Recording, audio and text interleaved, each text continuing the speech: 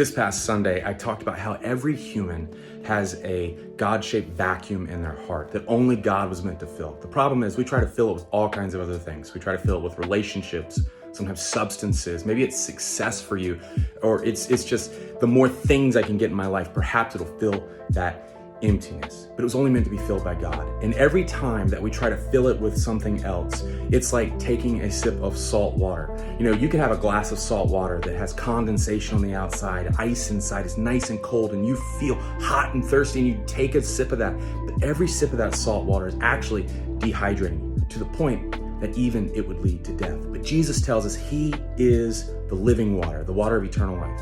And that satisfaction that you desire is only found in a relationship with Him. Talk more about it in this week's sermon. I encourage you to go listen to that, and perhaps it will encourage you and help you in your walk with Christ.